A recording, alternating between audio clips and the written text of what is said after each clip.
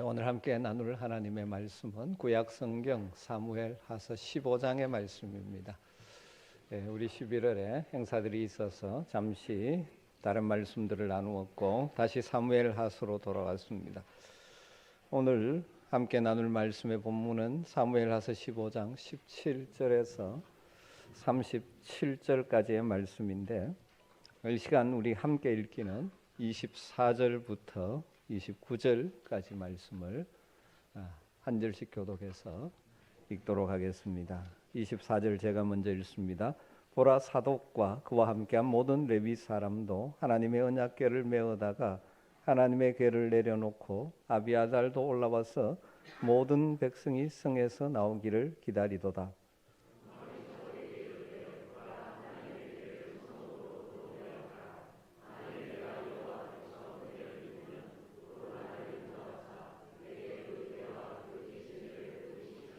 그러나 그가 이와 같이 말씀하시기를 내가 너를 기뻐하지 아니한다 하시면 종이 여기사오니 선히 행하시는 대로 내게 행하시옵소서 하리라.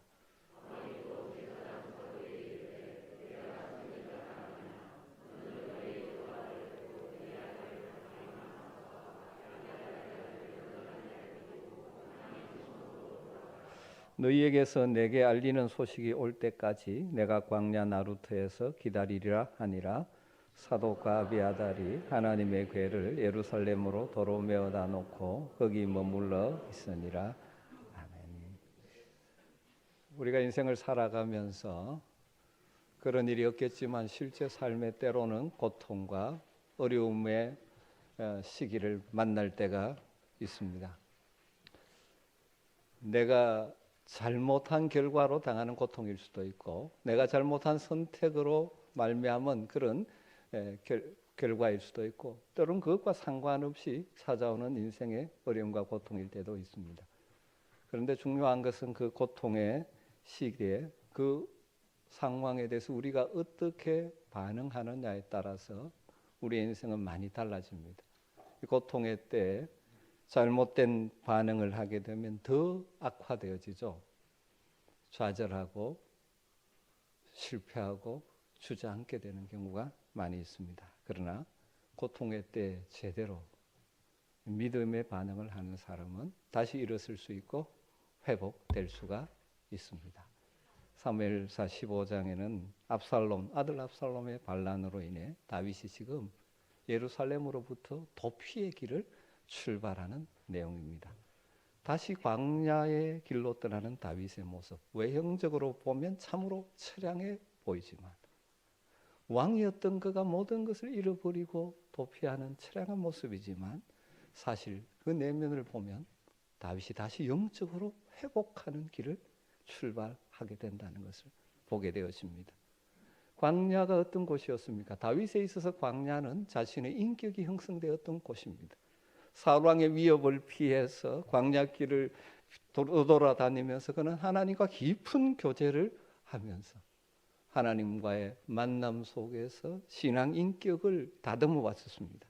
그러나 왕이 되고 통일왕국의 왕이 되면서 화려한 왕궁 속에 거하면서 오히려 하나님과의 관계에 문제가 생겼고, 그 문제가 생겼다는 것이 무엇으로 나타납니까? 밧세바와의 간통으로 나타나고 우리아를 죽이는 살인죄를 짓는 것으로 나타나죠. 그 결과 다윗의 가정에도 형제간에 서로 죽고 죽이는 고통이 임했고, 이 나라 이스라엘 나라에도 지금 심각한 고통이 일어난 것이죠. 그래서 압살롬의 반역이라는 고통의 시간을 보내게 된 것입니다. 그런데 여러분, 이 광야로 도피해 가는 다윗의 길이 다시 회복하는 길이 되고 있다는 사실입니다. 그 고통 속에서 다윗은 하나님이 주시는 최선을 끌어내었던 것이죠. 한번 생각해 보십시오. 자식에게 배반당하고 친구에게 배신당하고 도피해야 되는 다윗의 심정이 어땠겠습니까? 어쩌면 인간 다윗의 일생이 처절한 실패로 종지부를 찍을지도 모르는 위기였습니다. 뿐만 아니라 하나님의 백성 이스라엘이 파국을 맞이하는 때죠. 그런데 이 위기의 때인데 다윗은 다시 믿음을 회복함으로 하나님의 회복으로 나가게 되는 것을 보게 되어집니다. 그래서 이 역사를 기록하는 사무엘서 저자는 압살롬의 반역 자체보다는 그 압살롬의 반역에 어떻게 다윗이 대응하는가는 다윗의 태도를 더 부각시키고 있는 것 같습니다. 여러분, 보편적인 사람이라면 이런 다윗이 처한 반란군을 끌고 올라올 때 어떻게 대응을 할까요? 자신도 격분해서 자신도 폭력을 사용할 가능성이 높죠. 여러분, 다윗이 비록 나이는 들었지만 정말 위대한 용사였습니다. 뿐만 아니라 자기 주변에 여전히 자신에게 충성하는 군사들이 있었습니다. 뒤에 살피겠지만 그런 군사들이 있었습니다. 또 예루살렘이 어떤 곳입니까? 요새이지 않습니까? 예루살렘을 점령하기 위해서 얼마나 힘이 들었습니까? 가나안 정복 후에 정복하지 못했다가 다윗의 시대에 정복하고 다윗성으로 세웠던 곳이죠. 그러니까 그 요새를 이용하고 자신에게 있는 군대를 동원한다면 상방 간에 많은 인적, 물적 손실이 있었겠지만 반란군을 진압할 가능성도 없지 않아 있다고 볼 수 있죠. 그러나 다윗은 현재 자신이 당하는 이 고통의 의미를 알았습니다. 회개하고 돌이켰지만 하나님의 징벌을 피할 수 없고 자녀를 제대로 양육하지 못한 값비싼 대가를 치르고 있다는 사실을 알았습니다. 그래서 겉으로는 슬픔과 아픔을 감내해야 되지만 오히려 내적인 온유함과 평안을 가지고 있는 것을 보게 됩니다. 왜냐하면 실패와 고통의 시기지만 하나님 앞에 나가서 하나님을 바라보고 있기 때문이죠. 그래서 다윗은 반역하는 압살롬의 군대와 싸우기보다는 예루살렘을 떠나는 편을 선택합니다. 여부수 사람에게서 빼앗아 다윗성이라고 이름하고 왕궁을 건축한 그 웅대한 다윗성 예루살렘을 포기한다는 것은 어떻게 보면 자기의 모든 것을 포기하는 것과 같을 것입니다. 그런데 그것을 포기하죠. 왜 그럴까요? 대결보다 도피를 택한 다윗의 결단은 결코 그가 비겁했기 때문도 아니고 압살롬과 그를 추종하는 분별 없는 자들이 옳다고 인정하기 때문도 아닙니다. 여러 가지 이유가 있겠지만 그 다윗의 중심은 동족 간의 피 흘림으로 하나님의 성인 예루살렘을 더럽힐 수 없다는 그의 신앙에서 나온 것이라고 볼 수 있습니다. 비록 자기의 왕자를 잇는다 할지라도 하나님의 백성이 서로 죽고 죽이고 그 하나님의 성 예루살렘이 피로 물드는 것을 그는 원치 않았던 것이죠.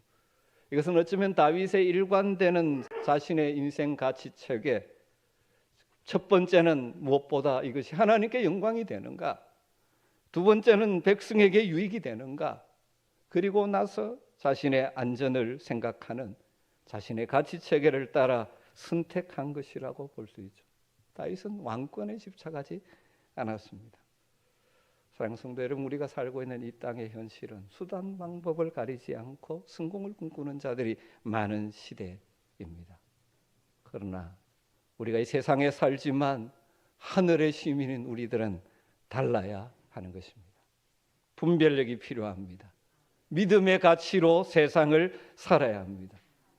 매 순간 선택의 문제 앞에서 분명한 원칙을 가지고 선택할 수 있는 믿음이 우리에게 필요합니다.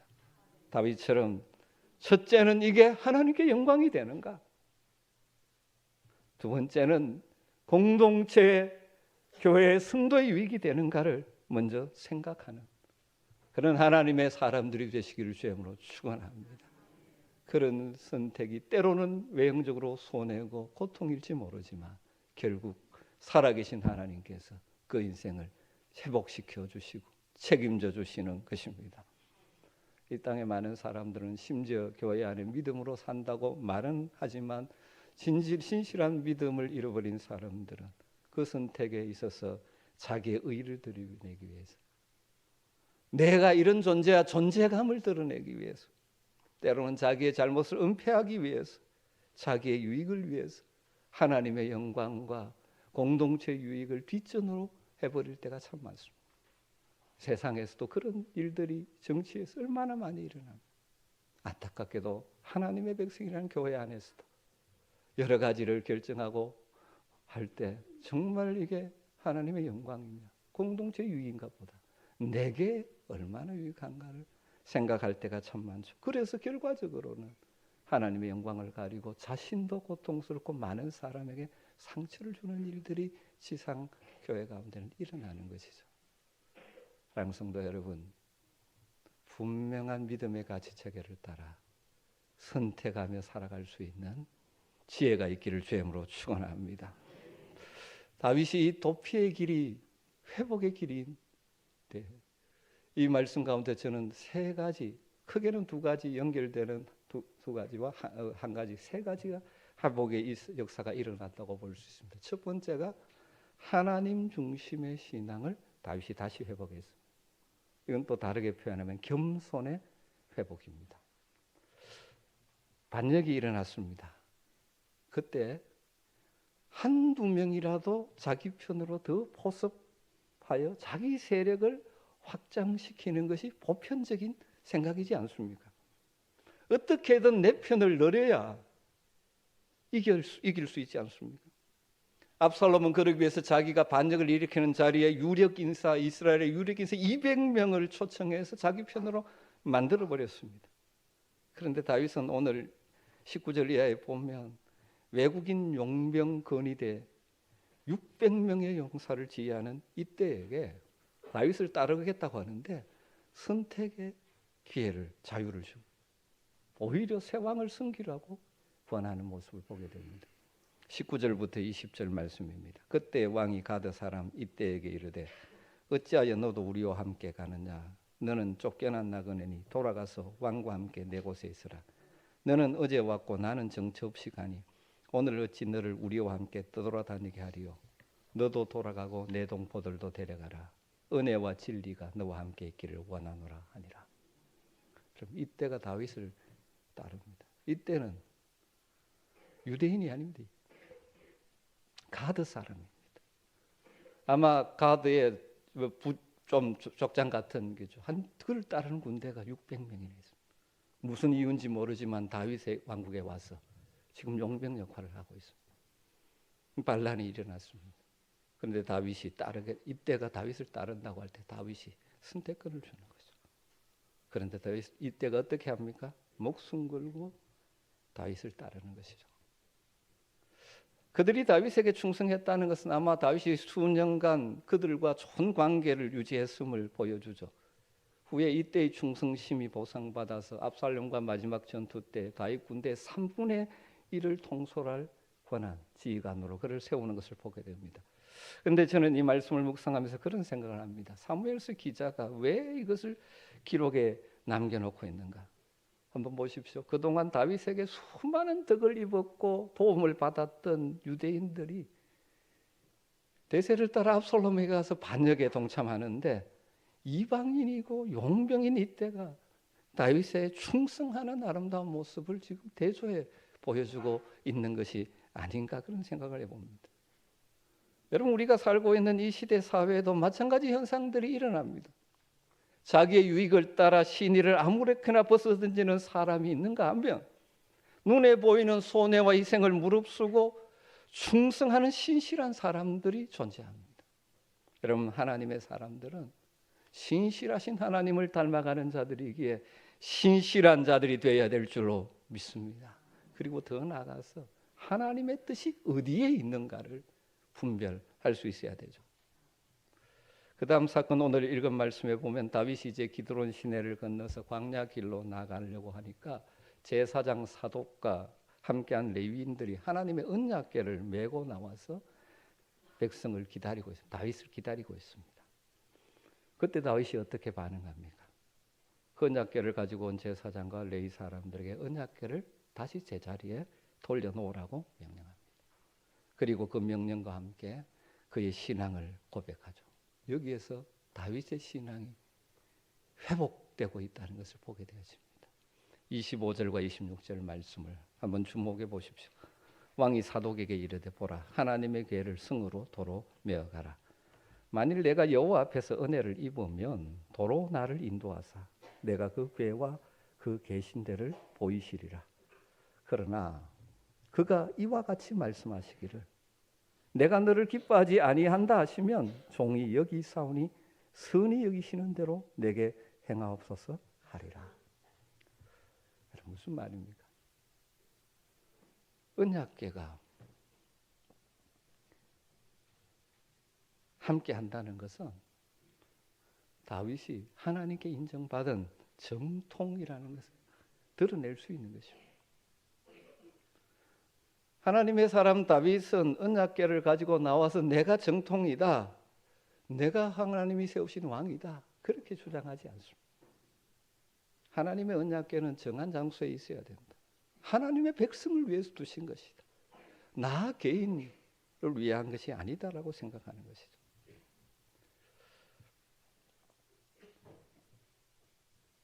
사람들은 항상 어떤 사건을 판단할 때 자기 중심으로 생각합니다. 내 유익을 최우선으로 생각하는 경향을 다 가지고 있습니다. 죄악된 본성의 중심이 자기 중심성이기 때문에. 그런데 하나님의 사람 다윗은 여기서 다르게 선택합니다. 여러분, 권력의 분쟁이나 갈등이 있을 때 아주 중요한 요소 하나가 무엇입니까? 정통성입니다. 정통성. 종종 이제 혁명을 일으킨 사람들이 이 정통성을 끌어오기 위해서 심지어 역사까지 막 뒤바꾸고 하는 것을 보게 되죠.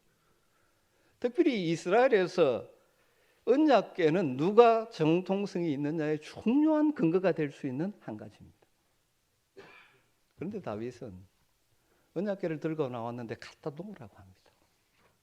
다르게 말하면 그 어려움의 상황에도 자기 중심으로 생각하지 않습니다.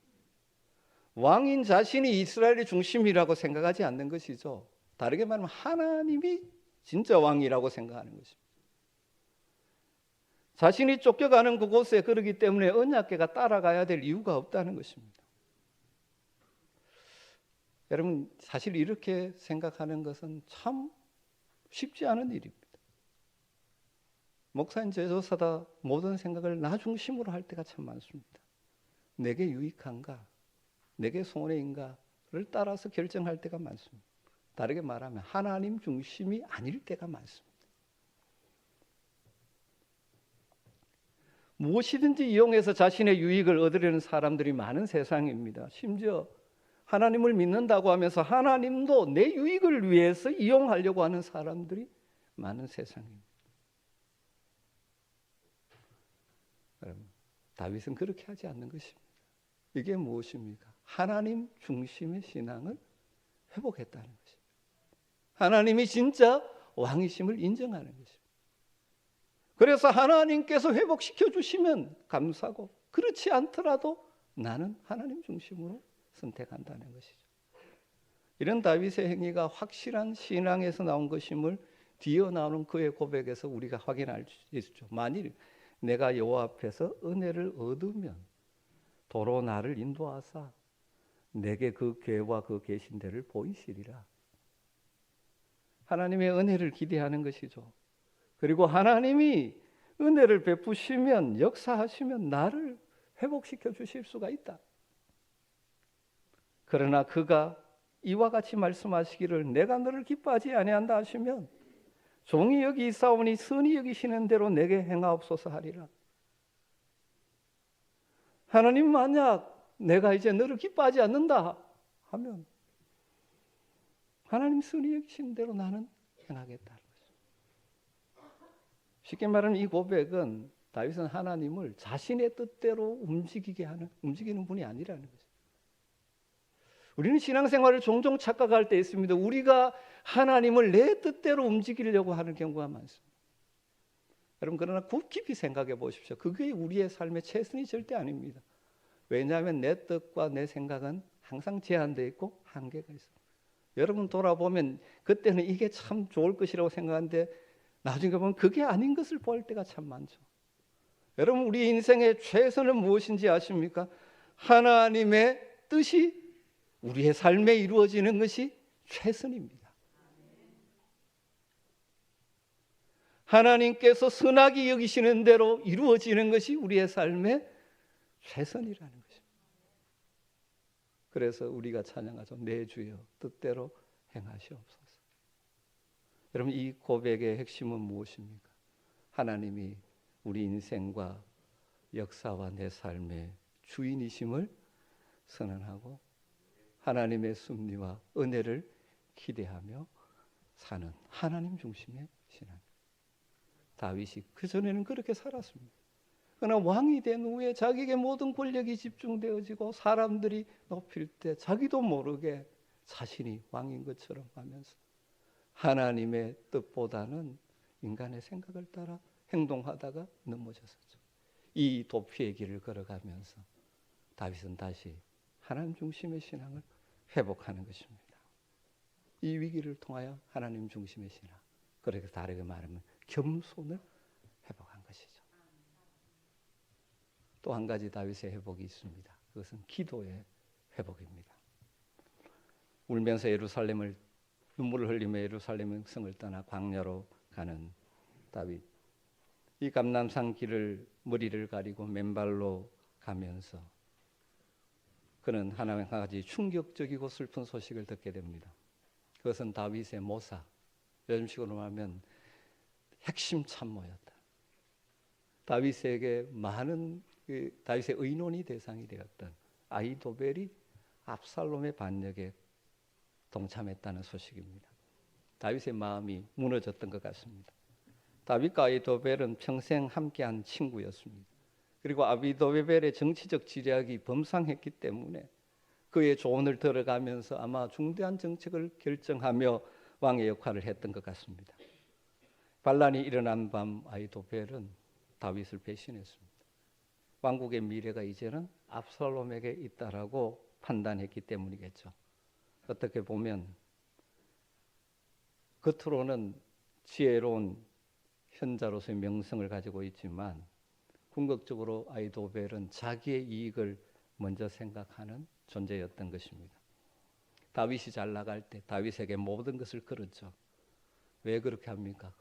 그 당시에는 다윗이 가장 빛나는 별과 같은 존재였기 때문입니다. 그런데 지금 그 별이 떨어지고 있습니다. 그리고 새로운 별이 떠오릅니다. 거기에 붙은 것이죠. 멋지고 야심적이고 카리스마 있어 보이는 압살롬에게로 간 것입니다. 이런 아히도벨은 대중적인 이미지는 화려한지 모르지만 도덕적인 뼈대도 없고 영적인 근육도 없는 인간이라고 볼 수 있죠. 압살롬의 반역으로 정치 현실이 갑자기 바뀌자 그 권력의 새바람을 타고 철새처럼 옮겨간 것이죠. 다윗이 이것이 굉장히 힘들었던 일 가운데 하나인 것 같습니다. 그래서 시편 41편이나 55편에 보면 자기가 가장 신임하던 친구에게 배신당한 비통함을 그의 고백으로 기도로 절절하고 구구절절 남기고 있습니다. 41편 시편 41편 9절을 보면 내가 신뢰하여 내 떡을 나눠 먹던 나의 가까운 친구도 나를 대적하여 그의 발꿈치를 들었나이다. 55편 12절에서 13절 보면 나를 책망하는 자는 원수가 아니라 원수일진데 내가 참았으리라. 나를 대하여 자기를 높이는 자는 나를 미워하는 자가 아니라 미워하는 자일진데 내가 그를 피하여 숨었으리라. 그는 곧 너로다. 나의 동료, 나의 친구요, 나의 가까운 친구로다. 우리가 같이 재미있게 의논하고 무리와 함께하여 하나님 집안에서 다녔도다. 다윗은 절친 아히도벨의 배신 이것 때문에 가슴 아파했죠. 그렇지만 이것 역시 하나님께서 자신을 징계하시는 사람의 막대기와 인생의 채찍임을 알았던 것 같습니다. 그럼에도 불구하고 참 견디기 힘든 어려운 매였을 것입니다. 어쩌면 사람이 당하는 가장 아픈 가운데 하나가 믿었던 친구, 가까웠던 사람의 배신이기 때문이죠. 다윗은 이것 역시 하나님의 주권과 심판에 맡기면서 동시에 애절한 심정으로 하나님께 기도한 것이죠. 사무엘서에서는 다윗의 기도를 아주 간단하게 소개합니다.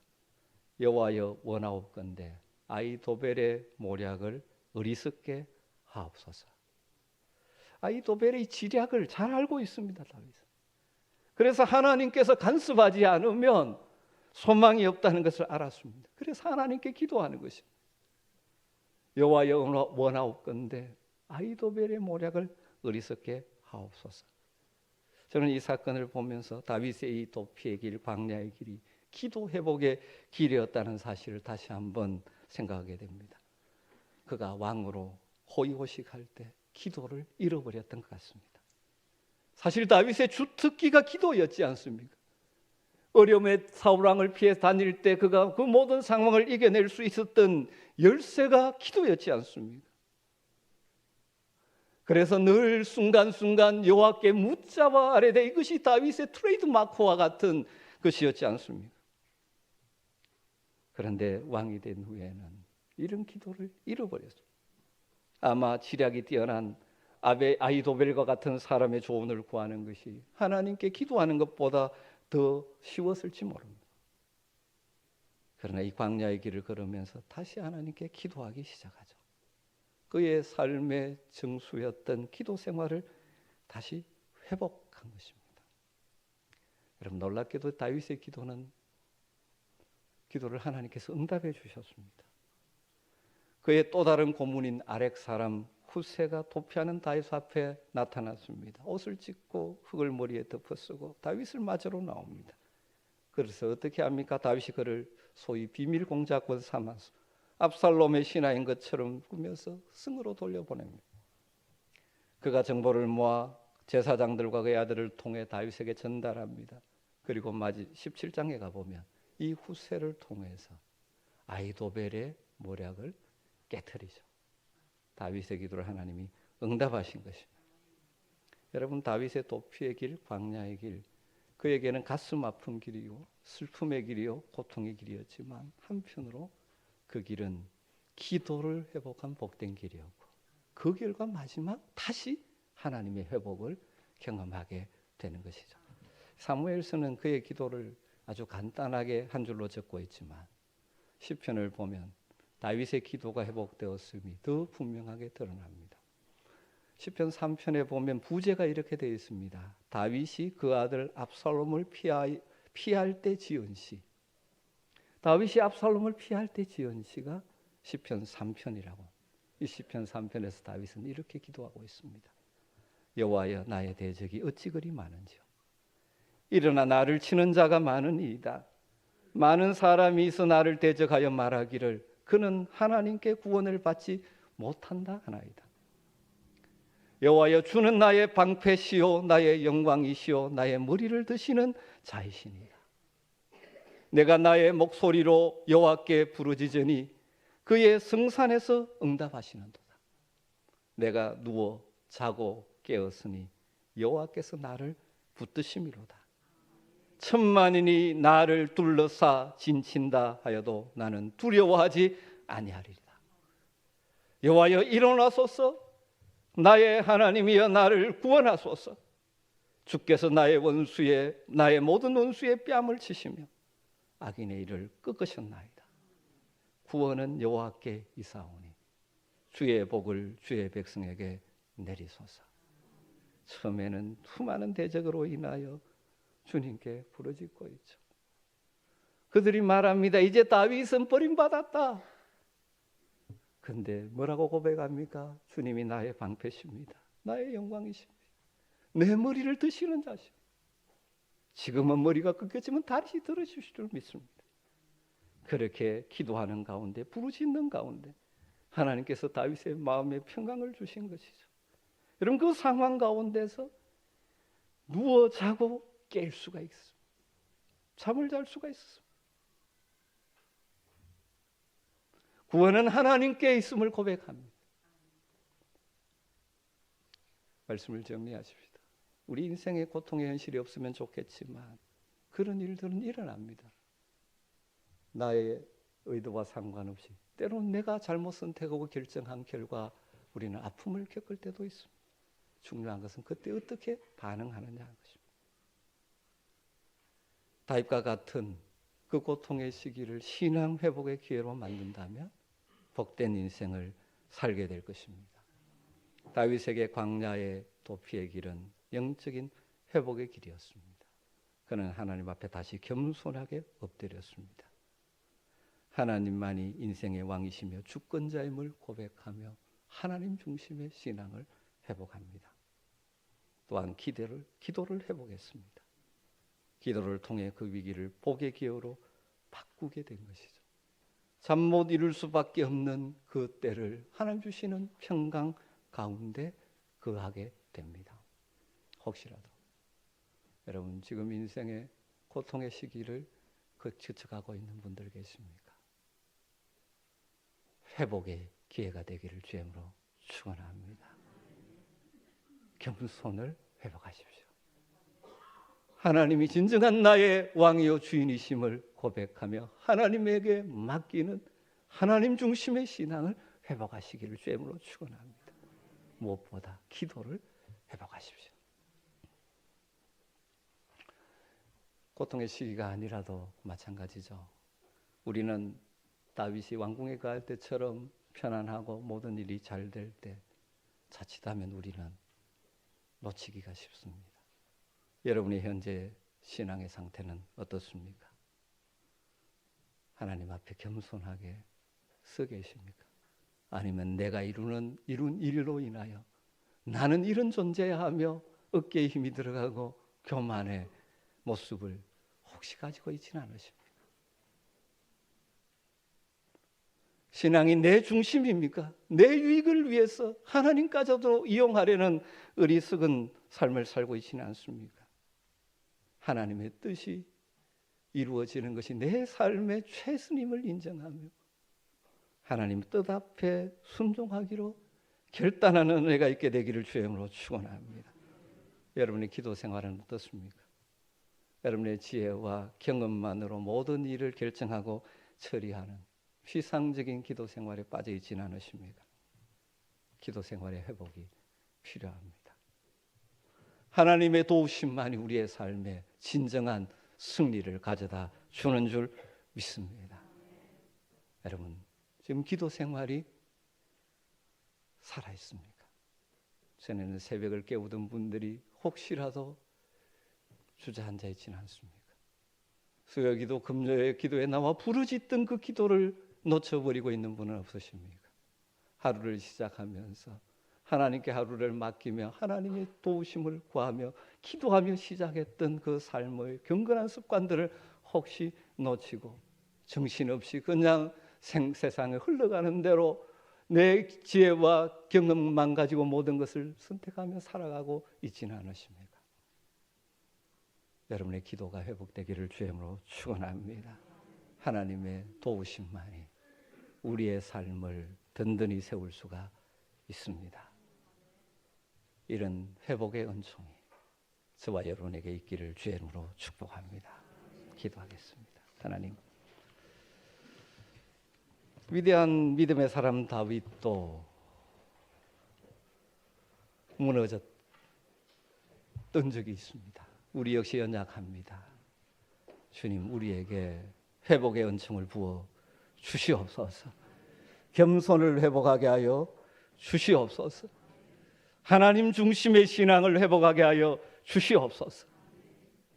무엇보다 기도를 회복하게 하여 주셔서 우리의 영성이 회복되어짐으로 삶의 하나님의 회복을 경험케 하여 주시옵소서.